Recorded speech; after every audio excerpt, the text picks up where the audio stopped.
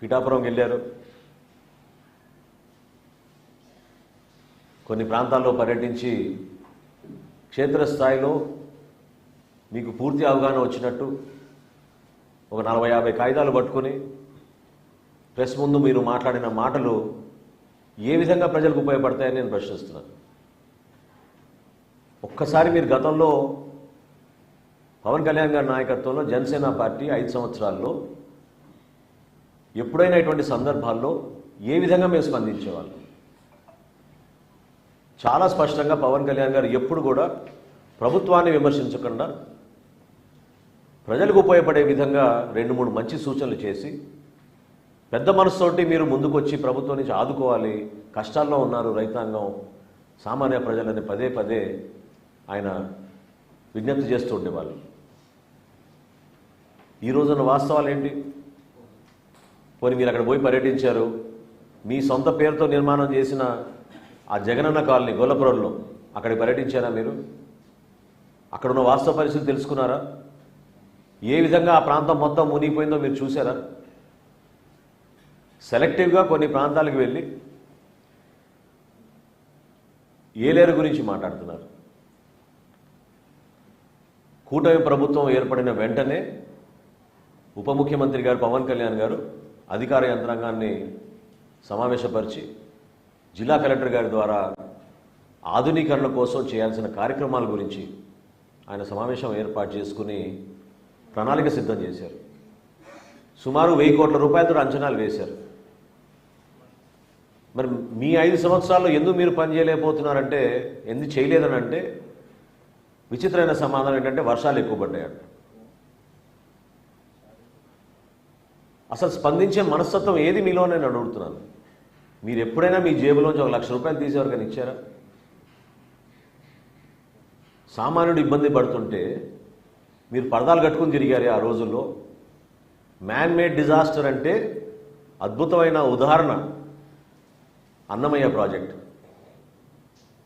కేవలం మీ ఇసుక దోపిడీ కోసం గేట్లు ఎత్తకుండా 24 మంది బలైపోతే, 38 మంది ఆచూకీ ఈ రోజుకు తెలియకపోతే, 12 రోజుల తర్వాత సొంత జిల్లాలో ముఖ్యమంత్రి గారు పర్యటించారు. 12 రోజుల తర్వాత 5 సెంట్లు భూమి ఇచ్చి మీకు 4 రోజుల్లోనే ఇల్లు కట్టే కార్యక్రమం ప్రారంభించి నేనే వచ్చి మీకు తాళాలు ఇస్తా అన్నాడు. ఇది ఎప్పుడు 2021లో ఆయన ముఖ్యమంత్రిగా దిగిపోయే రోజు వరకు కూడా ఇల్లులు అక్కడ పూర్తి కాలేదు. ఏ ఒక్కరికి తాళం ఇవ్వలేదు. ఈయన మాట్లాడతాడు మ్యాన్ మేడ్ డిజాస్టర్ అని. అన్నమయ్య ప్రాజెక్టు ఏ విధంగా కూలిపోయిందో దానికన్నా మ్యాన్ మేడ్ డిజాస్టర్ ఏముంటుంది చెప్పండి. ఈరోజు బుడమేరు కానివ్వండి, ఏలేరు కానివ్వండి, కనీసం బేసిక్ మినిమం రిక్వైర్మెంట్స్ కోసం ఖర్చు పెట్టుకోవాల్సిన నిధులు మీరు కేటాయించకుండా అస్తవ్యస్తంగా వదిలేసి అక్కడున్న ఇబ్బందుల గురించి మీకు అవగాహన లేక కేవలం రాజకీయ కోణం నుంచే ప్రతి క్షణం మీరు మాట్లాడుతుంటే దాన్ని తీవ్రంగా మనం అందరం కూడా ఖండించాల్సిన అవసరం ఉంది. అసలు దేనికోసం మీ ఏడుపులు? ప్రజలు పడుతున్న ఇబ్బందుల గురించి మీరు మాట్లాడండి. 10,000 రూపాయలు కాదు, ఇంకొక 5,000 రూపాయలు ఎక్కువమని మీరు అడగండి. క్రాప్ ఇన్సూరెన్స్ గురించి ఎంత దారుణమైన అబద్ధం ఆడాడు నిన్న. అసలు చాలా ఆశ్చర్యం కలిగించింది నాకు. స్వయంగా కేంద్ర వ్యవసాయ శాఖ మంత్రి శివరాజ్ సింగ్ చౌహాన్ గారు మన వరద ప్రాంతాలు పర్యటించినప్పుడు ఆయన ప్రెస్ మీట్లో డైరెక్ట్గా చెప్పారు, ప్రధాన మంత్రి ఫసల్ బీమా యోజన కింద గత ప్రభుత్వం రూపాయి కూడా చెల్లించలేదు. 2020 ఖరీఫ్ నుంచి ఏ రైతు కోసం మీరు క్రాప్ ఇన్సూరెన్స్ ఇచ్చారో చెప్పమని జగన్మోహన్ రెడ్డి గారిని ఆధారాలతో సహా నేను చూపిస్తాను. మీ 4 సంవత్సరాలు 2020 నుంచి మీ పరిపాలనలో రైతులకు అందించాల్సిన క్రాప్ ఇన్సూరెన్స్ పథకం మీరు ఎక్కడైనా ఇచ్చారా? ఎంతమందికి ఇచ్చారు చెప్పమనండి. రాష్ట్ర ప్రభుత్వం నుంచి రూపాయి చెల్లించలేదని స్వయంగా కేంద్ర మంత్రి మొన్న ప్రకటించారు. ఎందుకు ఈ విధంగా అబద్ధాలు ఆడుతున్నారు? ఎవరిని మభ్యపెట్టాలని అనుకుంటున్నారు మీరు? మీలో నిజాయితీ ఉంటే ఈరోజు మీరు ప్రభుత్వంలో లేరు, ప్రతిపక్షంలో ఉన్నారు, పులివెందుల ఎమ్మెల్యేగా ఉన్నారు, మీరు ఒక పార్టీకి అధ్యక్షుడిగా ఉన్నారు, మీరు మీ పార్టీ యంత్రాంగాన్ని మొత్తం కదిలించండి, తీసుకురండి క్షేత్రస్థాయిలో. ప్రభుత్వం అందిస్తున్న వరద సహాయంలో మీరు కూడా రండి, పాల్గొనండి, మీ వంతు మీరు సహాయం చేయండి ఆర్థికంగా.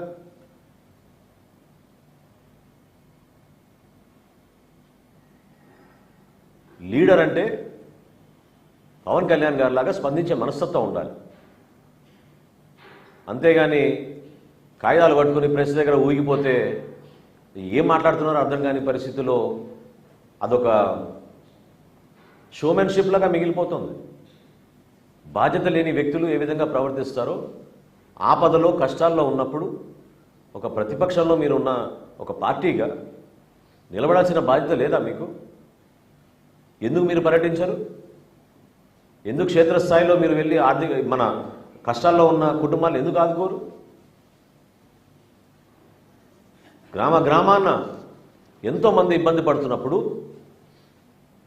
ఈ వయసులో మన ముఖ్యమంత్రి గారు చంద్రబాబు నాయుడు గారు ఏ విధంగా ఆదర్శవంతంగా నిలబడి ఆయన కష్టపడ్డారో చూడండి ఒకసారి. మీ పార్టీ నుంచి మీ నాయకత్వం మీరు ఎందుకు క్షేత్రస్థాయిలో పర్యటించారు?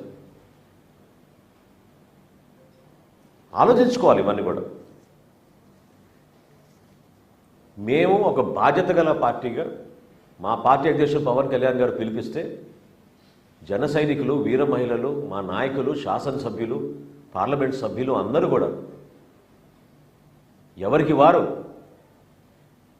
ఇది మన బాధ్యత, ప్రజల్ని ఆదుకోవాలి అనే ఒక ఆలోచనతోటి వాళ్ళు చేసిన కార్యక్రమాన్ని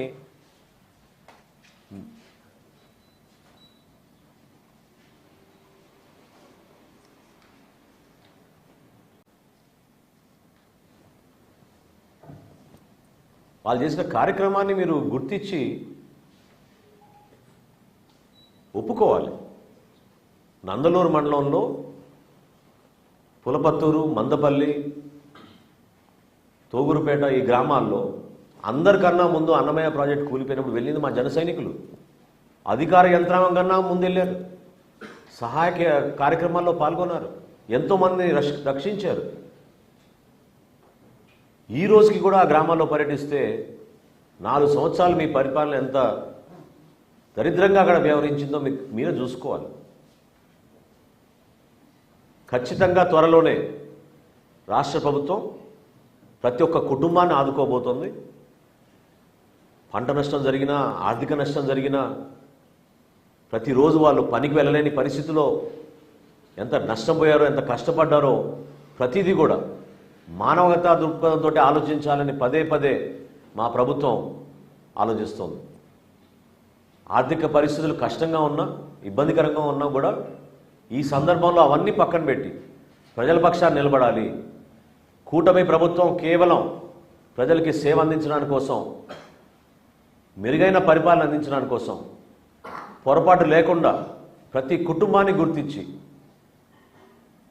ఎన్యూమరేషన్ జరుగుతున్నప్పుడు ఏ ఒక్కరికి కూడా పొరపాటు జరగకూడదు. ఆటో కోల్పోతే ఆటో రాయాలి, స్కూటర్ కోల్పోతే స్కూటర్ రాయాలి, ఇంట్లో సామాను కూలిపోతే అది కూడా రాయాలి అనే నిర్దిష్టమైన ఆదేశాలు జారీ చేసి అధికార యంత్రాంగాన్ని క్షేత్రస్థాయిలో మేము ఇంటింటికి పర్యటించుకుంటూ ఎన్యూమరేషన్ చేస్తున్నాం. ఏ ఒక్కరికి కూడా నష్టం జరగదు. ఆదుకోవాల్సిన బాధ్యత అది మేము గుర్తించాం. ఖచ్చితంగా మా కూటమి ప్రభుత్వం దానికి నిలబడి ఉంటుంది. పదే ఈ చిల్లర రాజకీయాలు మానుకొని, వరద రాజకీయాలు మానుకొని మీరు ఒక బాధ్యత గల వ్యక్తిగా మీ పర్యటనలో భాగంగా 10 మందిని ఆదుకోవడానికి మీరు ఒక ప్రయత్నం చేయండి.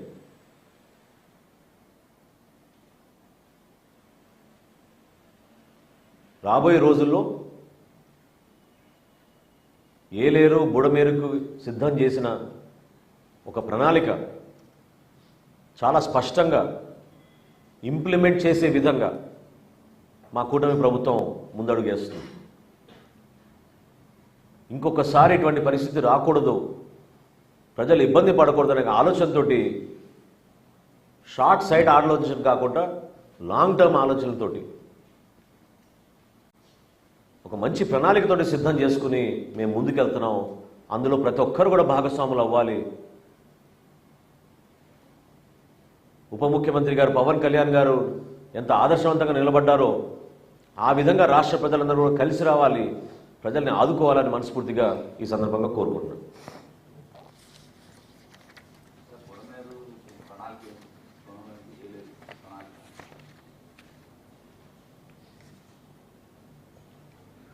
ముందుగా ఎక్కడైతే బ్రీచ్లు అయినాయో ఆ ప్రాంతాలని గుర్తించి తక్షణంగా సహాయ కార్యక్రమాలు, అదేవిధంగా అక్కడ చేయాల్సిన మరమ్మతులు ముందు టేకప్ చేసి సీపేజ్ లేకుండా ఆపడానికి కోసం 24 గంటలు ప్రయత్నం జరుగుతోంది. మంత్రి గారు అక్కడే ఉన్నారు, మీకు తెలుసు. ప్రతిరోజు ఆయన పర్యవేక్షిస్తున్నారు. ఈ కూటమి ప్రభుత్వం పరిపాలన ఎట్లా ఉంటుందో క్షేత్రస్థాయిలో ప్రతి ఒక్కరికి అర్థమవుతోంది. ఎందుకంటే స్పందించే మనస్తత్వం ఉంది కాబట్టి, బాధ్యత కలిగిన ప్రభుత్వం కాబట్టి ఖచ్చితంగా ఆ విధంగా చేస్తున్నాం. సిమిలర్గా ఏలేరు గురించి ఆల్రెడీ ప్రతిపాదనలు సిద్ధమైనవి. వాటి గురించి అంచనాలు పూర్తి చేసుకున్నాక డీటెయిల్ ప్రాజెక్ట్ రిపోర్ట్ తెప్పించుకొని ఖచ్చితంగా ప్రాథమిక అంచనాలు 1000 కోట్ల రూపాయలు సిద్ధం చేశారు. దానికి అనుగుణంగా ప్రభుత్వం నుంచి అన్ని చర్యలు తీసుకుని త్వరగా ఆ పనులు కూడా పూర్తి చేస్తారు. కాకినాడ పోర్టులో ఇంకా బియ్యం ఎక్స్పోర్ట్ అవుతుంది. గతంలో పనిచేసిన అధికారిని బాలశ్వరి ఇప్పుడు కూడా ఆమె అక్కడే ఉంది. అంటే ఇది చాలా లోతైన సమస్య అండి. దీనిపైన అన్ని జిల్లాల నుంచి మేము సమాచారం తెప్పించుకుంటున్నాం. ఏ విధంగా బియ్యంని వీళ్ళు ఎగుమతి చేస్తున్నారో దానిపైన కేంద్ర ప్రభుత్వంలో ఉన్న సంస్థల నుంచి కూడా మేము సమాచారం తెప్పించుకున్నాం. సో కొంచెం సమయం పడుతుంది, కానీ చాలా స్పష్టంగా దీనిపైన మేము ఎంక్వైరీ చేసి ఎవరైతే దీని వెనుక కుట్రపూరితంగా పేద ప్రజలకు అందించాల్సిన బియ్యాన్ని వీళ్ళు ఎగుమతి చేస్తున్నారో తప్పకుండా వాళ్ళపైన చర్యలు ఉంటాయి. అందులో ఎక్కడ కూడా మేము తగ్గే ప్రసక్తే లేదు.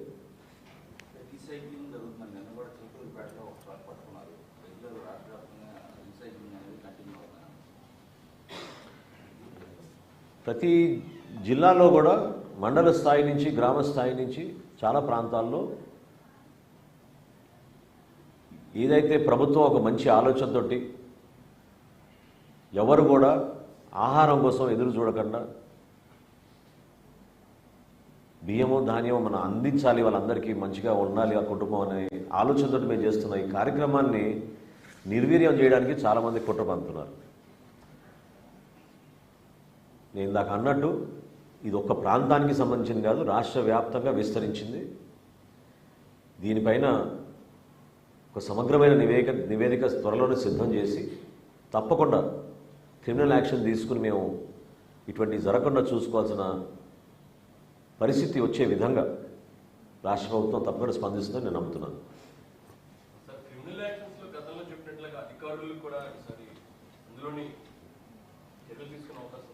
అంటే స్పెసిఫిక్గా పలానా అధికారి అనో లేకపోతే అధికారులనో మనం అంతవరకే మనం పరిమితం కాకుండా ఈ వ్యవస్థని పూర్తి స్థాయిలో నిర్వీర్యం చేసేసారు.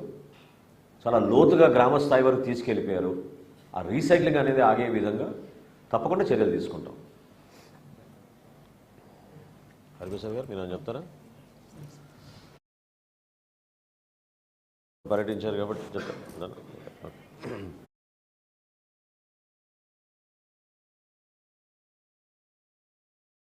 మిమ్మల్ని అందరినీ మళ్ళీ కలుసుకుంటున్నాం పార్టీ ఆఫీస్లో.